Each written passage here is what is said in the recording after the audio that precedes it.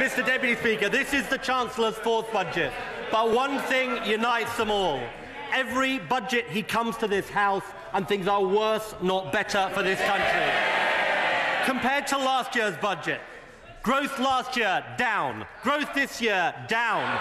Growth next year, down. Growth in 2015, down. And all he offers is more of the same. Higher borrowing, lower growth, and more of the... Order! I think, in fairness, and quite rightly, I expected the Chancellor to be heard. I certainly expect the Leader of the Opposition to be given the same courtesy. Ed Miliband. Mr. Deputy Speaker, they don't think growth matters, but people in this country do. And all he offers is more of the same, a more of the same budget from a downgraded Chancellor.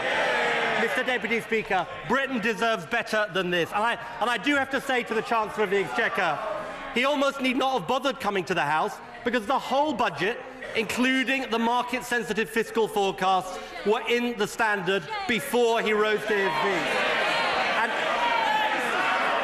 And look... Order! I cannot understand an opposition that doesn't want to hear their own leader.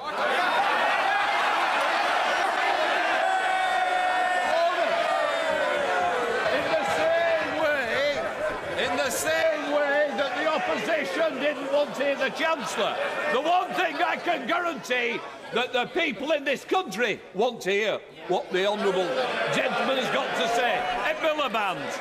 To be fair to the Chancellor of the Exchequer, Mr. Deputy Speaker, I'm sure he didn't intend the whole of the budget to be in the standard before he rose to his feet, and I hope he will investigate and report back to the House.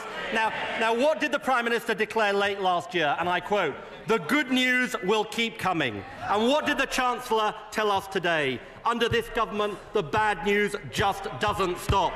Back in June 2010, he told us in his budget that, and he promised a steady and sustained recovery. He was wrong. We've had the slowest recovery for 100 years. Last year, he said in the budget, there will be no double-dip recession. He was wrong, there was. He told us a year ago growth would be 2%. He was wrong. Now he says it will be just 0.6%. He told us next year growth will be 2.7%. Wrong again, just 1.8%.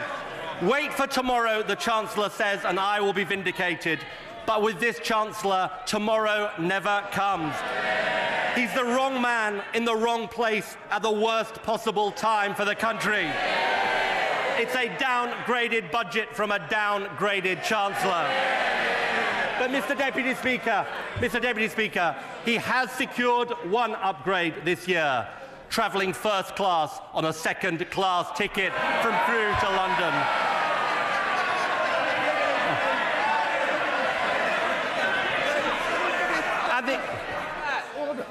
I don't want to keep repeating myself. I expect, and quite rightly, the public expect to hear the Leader of the Opposition. And I've got to say to the government benches, you also must listen to the Leader of the Opposition, Ed Miliband. Mr. Deputy Speaker, the only time the country's felt all in it together was when the Chancellor was booed by 80,000 people at the Paralympic Games. I've got some advice for the Chancellor. Mr. Deputy Speaker, stay away from the Cup final, even if Chelsea get there. And who is paying the price for the Chancellor's failure? Britain's families. In his first budget, he predicted that living standards would rise over the Parliament. But wages are flat, prices are rising, and Britain's families are squeezed. And what the Chancellor didn't tell us is that the Office of Budget Responsibility has already confirmed the British people will be worse off in 2015 than they were in 2010. It's official, Mr. Deputy Speaker. You're worse off under the Tories. Worse off year after year after year. And wasn't there an extraordinary omission from his speech, Mr. Deputy Speaker? No mention of the AAA rating. What the Prime Minister called the mark of trust, which he told us had been secured. The Chancellor said it would be a humiliation for Britain to be downgraded. So not just a downgraded Chancellor, but a humiliated Chancellor too, Mr. Deputy Speaker. And what about borrowing? The Chancellor made the extraordinary claim in his speech, in his budget speech, that he was on course. Mr. Deputy Speaker, even he can't believe this nonsense. Debt is higher in every year of this Parliament than he forecast at the last budget. He's going to borrow £200 billion more than he planned. And what did he say in his June 2010 budget? He set two very clear benchmarks, and I quote. He said, "We are on track to have debt falling and a balanced structural current budget by 2014-15. Or, as he called it, our 4-year plan." So this was the deal he offered the British people, Mr. Deputy Speaker. These were the terms. 4 years of pain, tax rises, and the Prime Minister says from a sedentary position, borrow more. You are borrowing more!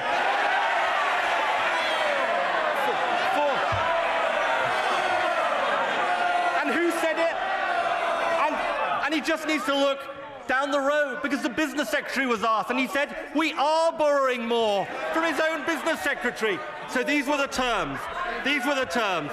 I'd keep quiet if I were you. These were the terms. 4 years of pain, tax rises and spending cuts, and the public finance would be sorted. So today, Mr. Deputy Speaker, he should have been telling us just one more year of sacrifice.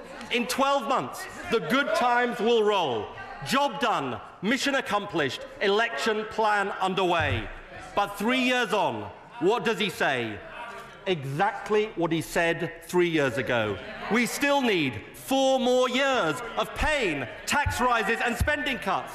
In other words, after all the misery, all the harsh medicine, all the suffering by the British people, 3 years, no progress, deal broken, Mr. Deputy Speaker. Same old Tories, and all he offers is more of the same. And Mr. Deputy Speaker, it's as if they really do believe their own propaganda, that the failure is nothing to do with them. And we've heard all the excuses. We've heard all the excuses. The snow, the royal wedding, the Jubilee, the Eurozone, and now, Mr. Deputy Speaker, they're turning on each other.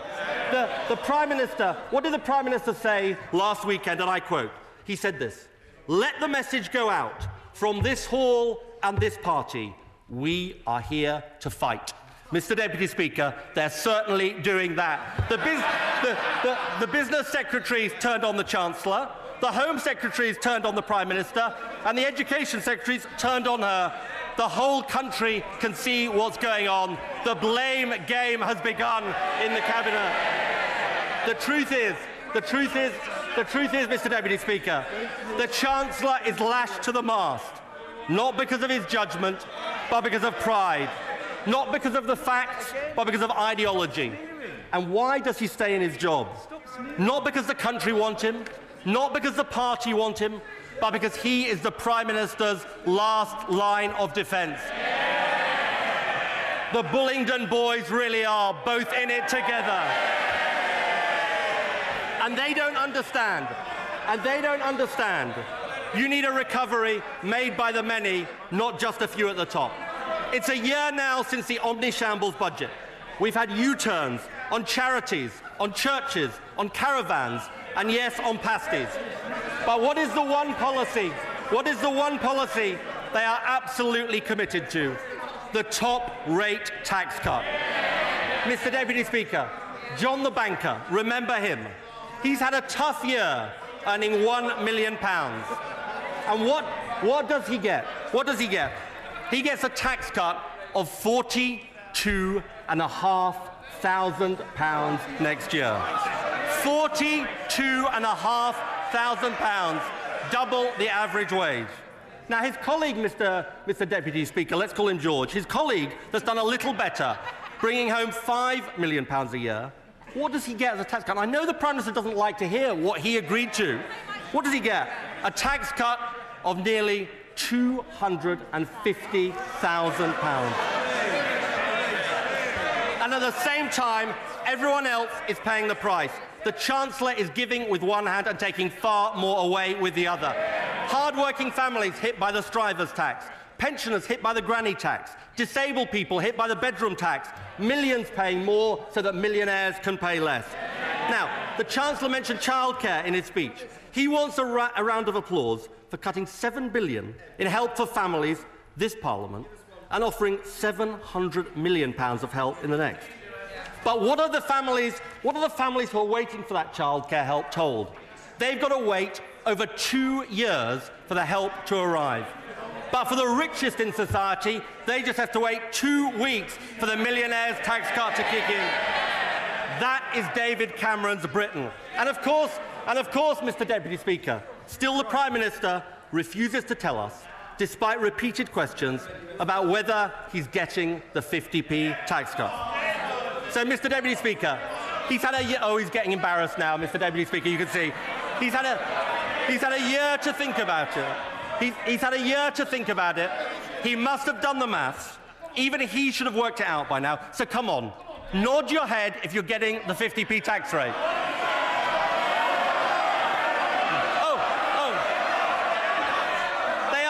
They ask... Order. The House must come to order. Let us hear the Leader of the Opposition.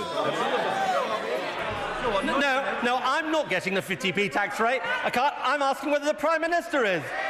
Come on, answer. After all, he's the person that said sunlight is the best disinfectant. Let transparency win the day. Now, let's try something else. What about the rest of the Cabinet? Are they getting the 50p tax? Okay. Hands up if you're not getting the 50p tax cut. Come on, hands up. Come on. Order. OK, we're all right. The honourable gentleman wishes to take a cup of tea, so it may be a little more silent. Ed Miliband. Come on, hands up. Just put your hand up if you're not getting the 50p tax cut.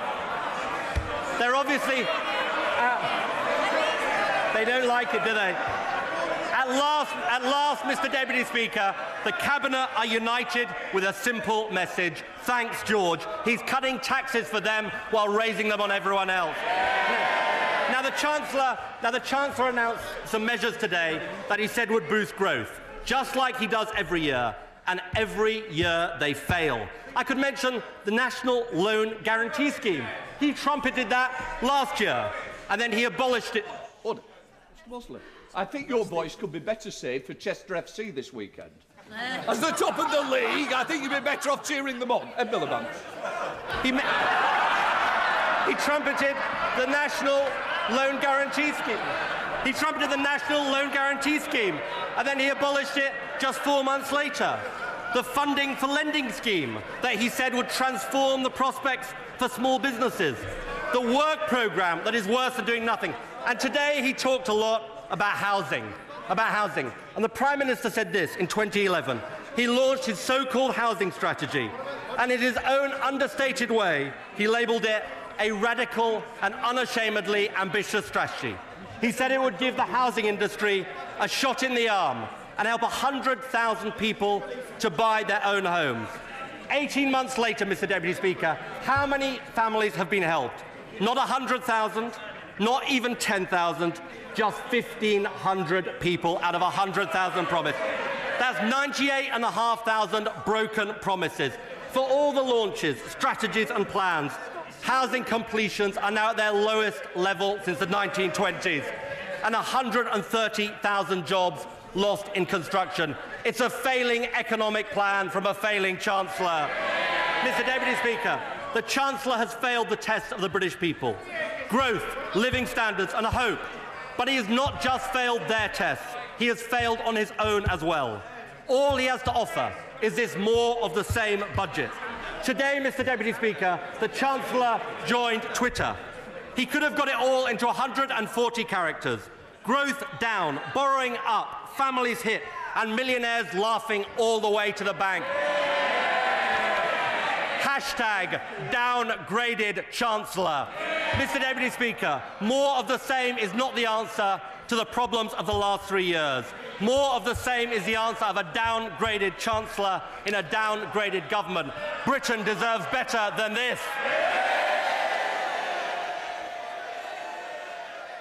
A vigorous response from Ed Miliband for Labour, and we'll be back in the Commons. I think I can guarantee that the people in this country want to hear what the honourable gentleman has got to say. Ed Miliband. Miliband. To be fair to the Chancellor of the Exchequer, Mr Deputy Speaker, I'm sure he didn't intend the whole of the budget to be in the standard before he rose to his feet, and I hope he will investigate and report back to the House.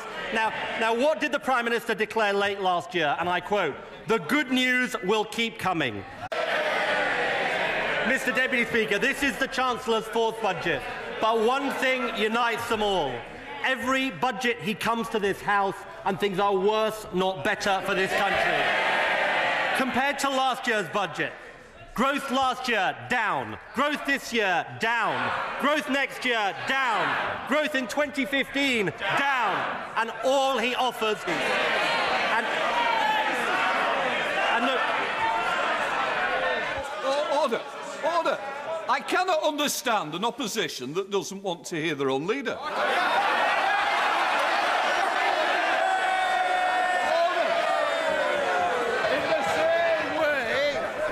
Same way that the opposition didn't want to hear the Chancellor. The one country do. And all he offers is more of the same, a more of the same budget from a downgraded Chancellor. Mr Deputy Speaker, Britain deserves better than this. And I do have to say to the Chancellor of the Exchequer, he almost need not have bothered coming to the House, because the whole budget, including the market-sensitive fiscal forecasts, were in the standard before he rose to his feet. Is more of the same.